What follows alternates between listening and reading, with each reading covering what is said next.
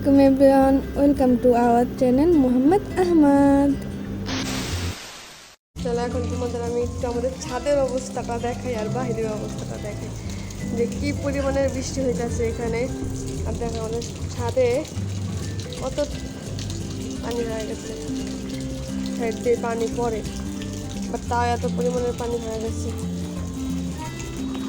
ছাদের অবস্থা মানে ওয়েদারটা দেখছে, এই ওয়েদার আমি বের হবো এখন। আর এই তো ওয়েদার এনজয় করতে করতে আমরা বের হয়ে গেলাম। আজকে বেসিক্যালি আমরা যাব আমার নানু বাসায় আর কি, মোহাম্মদ আহমদের বড় মার বাসা বা মামা বাসা। তো এখানে আমরা ভাই বের হয়ে গেছি আর বৃষ্টিতে। তো এখানে যাওয়ার সময় যে রিক্সা আঙ্কেলে আর কি, ওনার যে রিক্সা হরেন না কি বলে ওটা নেই। তো উনি বলতেছে যে ওটা ছাড়া ওইখানে যাওয়া যাবে না। তো ওইটা লাগানোর জন্য আবার 10-15 মিনিট ওয়েট করা লাগছে। ভাই যেখানে যাই সেখানে একটা না একটা কিছু হয়। আর এত বৃষ্টি হয়েছে আমাদের এখানে যে পুরো রাস্তা পানিতে ভরে গেছে। আর যেতে যেতে আমাদের রাজের সাথে দেখা হয়ে গেল। রাজ আর কি মাদ্রাসা ছিল, আমাদের সাথে দেখা হওয়ার কারণে ও আবার ব্যাক করছে। ও হাফ চলে গেছিলো, তো তারপর আবার ব্যাক করছে একটু দেখা করার জন্য, না হলে আর আমাদের আর দেখা হবে না, মানে ঈদের আগে আর দেখা হবে না। তো ভালোই হয়েছিল, রাজের সাথেও দেখা হয়ে গেল।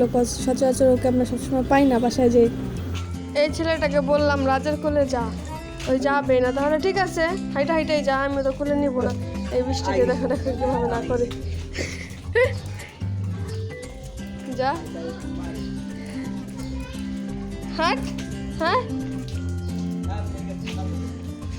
আচ্ছা। 2 hours later.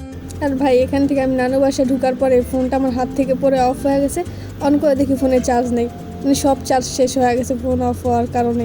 মানে কি একটা অবস্থা, তার জন্য আর কোনো ক্লিপ নিতে পারিনি, ফোন চার্জে দিয়ে দিছি। আর ওইখান থেকে আমরা রিজভির মাদ্রাসা এসে পড়েছি, কজ রিজভির সাথে আমাদের ওদের বাসায় দেখা হয় নাই। আর রিজভির সাথে দেখা না হলে আমাদের ভালো লাগবো না।